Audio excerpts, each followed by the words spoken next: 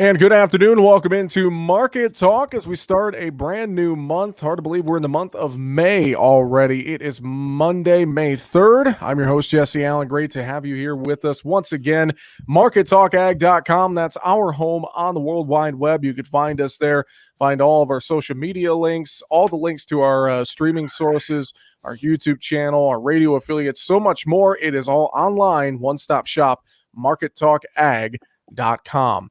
Well, we come in here on Monday, start a new month, a new week with expanded limits in corn, soybeans, and wheat. And we didn't quite see maybe as much volatility as some people thought we would, but still plenty of volatility on the day to talk about. Let's bring in our good friend Bryan Doherty with Total Farm Marketing. And Bryan, good afternoon. Happy month of May to you. And, we were chatting a little bit before we jumped on here, and like I just kind of mentioned in the open, maybe not quite as much volatility today as we thought we'd see, but still plenty of volatility out there today, Bryan. Yeah, volatility. Boy, it's hard to even gauge what volatility is anymore, because when you're in a 2-cent trading range, all of a sudden going to 5 cents is volatile. Now we're talking 20, 30-cent ranges and not volatile compared to what it could have been. And that is the expanded limits, is what you referred to. 40 cents in corn today, $1 in soybeans. We did see a big jump in the corn market overnight. A lot of farmers planting in the dust, and that's a concern. Yet, probably putting a little bit of the brakes on that is a wheat market that didn't want to follow suit today and lost double digits. And maybe more importantly, a 6 to 10 day outlook, which has, for the second day in a row, the entire Midwest, not just parts, the entire Midwest above normal in its precipitation. It looks like we're going to go on the cool side. So this hot, dry, windy conditions, they might be abating for a bit here. Well, you bring up that forecast, and that's a great point. So, I'm curious. We haven't seen the crop progress numbers quite yet. I haven't seen those yet, but I'm curious to see what those numbers show us here this afternoon from USDA as far as how much we have in the ground, because you alluded to it. It's looking like those forecast models, the 6 to 10 day, we're going to catch some beneficial rains, especially in parts of the Midwest that are really dry, west of the Mississippi. It sounded like we could make that shift there, and that's only going to help out what's in the ground, and it's probably going to be a bit of a bearish factor on these markets, I would think. Well, anytime you get to this point in the year and you're running into a dry spell, it's early May. Moisture is considered beneficial. It's not going to be enough to probably, at least from what I guess I would argue, would drown the market. And that's kind of a play on words. It's not going to delay planting so much that there's going to be a problem. Now, ironically, just talked to a farmer in Kentucky, and he said, yep, these river bottoms for the third year in a row now, we're going to have to replant as soon as it dries out, because they've been getting their fair share. But that moisture's generally moved down in the Delta regions, down in that Kentucky area. Most of the Midwest has been dry. A lot of farmers we talked to today had said, the rain this last 24 hours has been kind of a big bust, and they're actually planting a little deeper to try and get that seed to find some moisture to get rolling. Kind of, at least here, Jesse, in Wisconsin here this weekend, we had mid-80s. It was windy both days. You can just kind of feel it drying out. You can feel the ground just sort of wicking moisture out of it. Yet it allows for this big planting progress number that everybody's expecting today. And that may have been sort of the tipping point as well. Hey, we're going to have planted a lot of acres here this last week, we believe.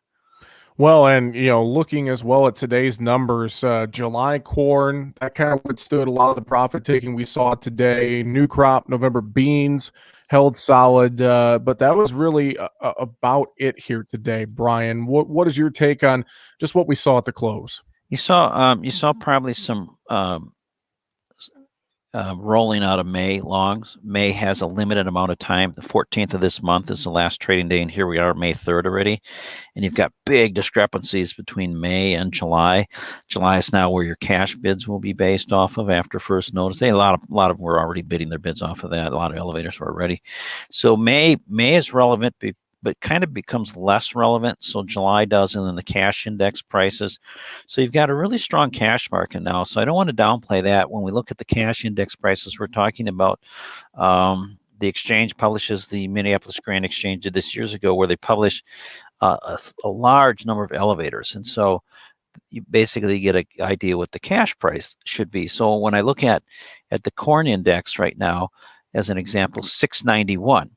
So you've got May at 732, and you got July at 679, one above, one below. May contract believes cash is going to yet come up.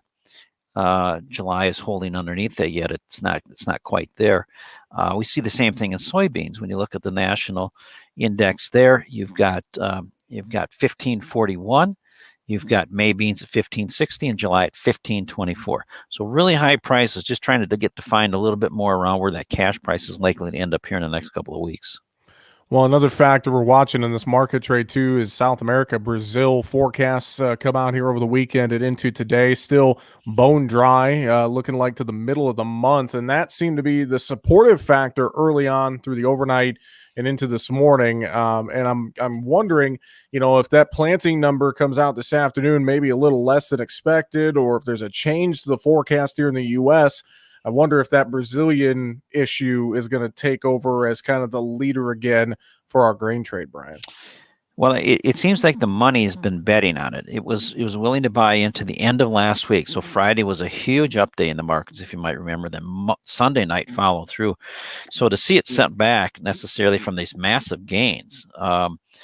Remember on the May contract there's no limit in the delivery period. So this I don't remember the number. I'll take a look here what the gain was on Friday, but it was just astounding how much that particular contract went up. And so I'll tell you that in just a second. On Friday here, you had a gain of 38 cents. 38 cents. You go 6 months without trading 38 cents sometimes. So some massive gain there, reflective of the concern of the dry weather in South America, that businesses have come to the U.S. And then the other side of that coin, you have people saying, well, hey, can we actually load out enough? Can we keep the export pace? USDA's got what, 2.675 billion as of this morning. Export inspection number pretty supportive, 84 million bushels. So now you're at 1.708. So if you're following the math, I'm going through this quick, but we're at about 64% for the year. So what does that mean? It means we need to average about 60 million bushels per week. Well, we're 84 million last week. So in theory, if we can keep the ships lined up, we can keep it moving, and we may capture more export business. That's just a problem with the Southern Hemisphere struggling with that dry weather. Very, very true. Well, we look at next week as well. We got that May WASDE report coming up, and you mentioned exports, and some are wondering if USDA is going to raise any numbers there on the export side, or if there'll be any changes in that May report. And I would wonder, heading into this report, if I'm a producer doing any marketing, is there anything I may want to pay attention to heading into this report if I need to make any sales or any moves with my marketing plan? Well, keep in mind there's two different crop years here that we're dealing with. So you're dealing with a crop year that has tight inventory that's being somewhat, let's call it, rationed, and then you're dealing with a new crop that is probably buying acres right now, and probably buying acres in Brazil right now for next year and elsewhere around the world, and probably diminishing demand somewhere. High corn prices have a tendency to, demand destruction. So you're not hearing me argue that. I'm just saying that when you start paying a lot of money for something, that grabs your attention, and you start really thinking about, what this might look like in the long run. So if you're on the fence, you're probably not saying, hey, let's just go full bore and, expand our herd. You're probably like, we got to be very watchful and careful that we aren't paying $7-8 for corn in the next year. We'll go out of business doing that. So maybe the need for substitutes. The question I have is, what are the substitutes? Wheat supplies are dwindling. Mile is just about not out there. So this is going to get really interesting if weather is a factor.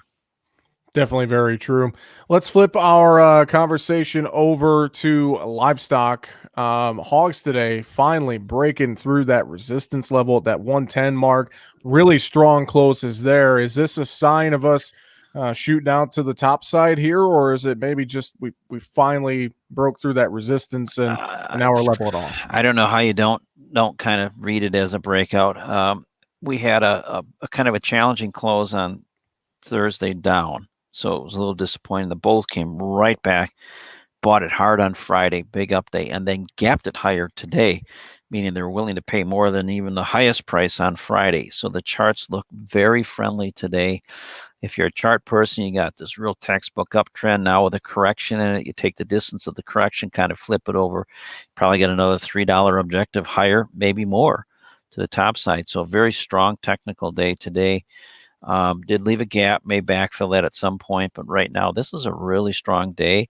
Anticipation just of really strong continued undercurrent of demand. And maybe the backdrop of this too is just the idea that, hey, if we're looking at some high priced corn, that usually doesn't lead to, rapid expansion. So that might be playing a little bit into it.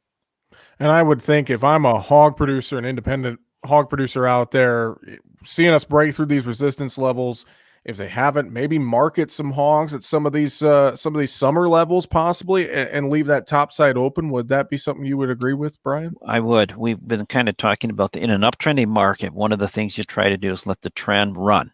And sometimes trends accelerate and they really move upwards. So when they do, if you can leave it open, great.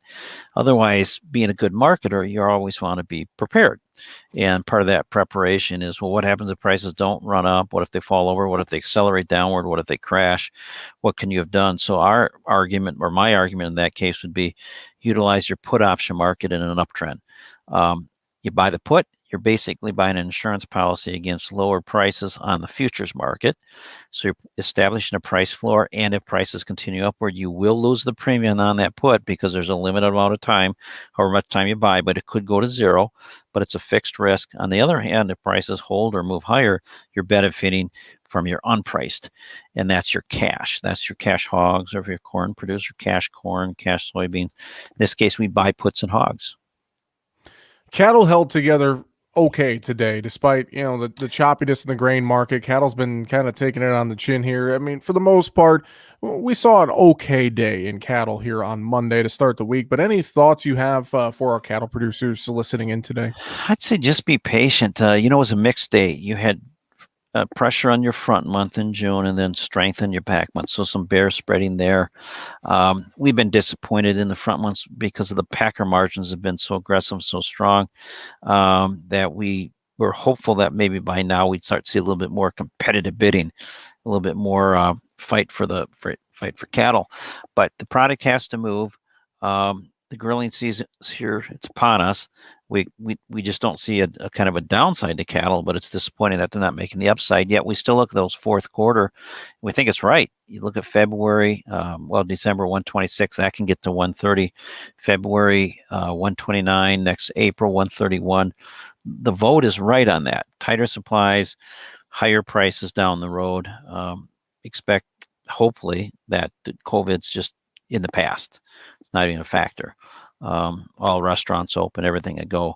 But right now, just not quite seeing either the consumer demand pick up fast enough or strong enough, or we're just seeing the Packers. They got it right now, and they're making good profits until someone kind of squeaks. Maybe that's the way it's going to be for another few weeks. Very possible. I think hopefully cash trade can hold together at least here at the levels that it's at. I know it's backed off a little bit, but if that can at least hold together and we can get through a couple week period here, maybe that would give us that opportunity to bust this cattle market back out to the top side, Brian. Yeah, you sure hope that it should. And when you look at where the where you want to look at where these cutout values are, almost $300 on choice. I mean, just outrageous. There's every expectation for the live market to move higher. This morning, what we see, $1.91 in choice, 298.41. It's just outrageous. We should be higher than this on the futures market. It's probably just a matter of time before it kicks in. Brian, any thoughts on the dairy market here as we start off the new month? Same thing that we've kind of seen there. Real volatile market, a lot of activity, really good recovery here, really good average prices. Most producers this year probably have their feed in hand or in check. And push ahead with your DRP at this point. Really good rallies to work with. Same thing, I would look at flooring mechanisms, purchasing puts, leaving the top side open. One thing that could support dairy is if corn prices hold or meal prices hold or rally into summer.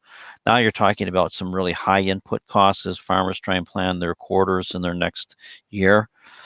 that's a challenge. I think any strong livestock operation here last summer was looking at, multi-year low prices in grains, and they probably took advantage of that in some way or capacity. It's going to be a different question here come June, July, August when we look ahead. Well, Bryan, any other final thoughts you have for our listeners here on this Monday?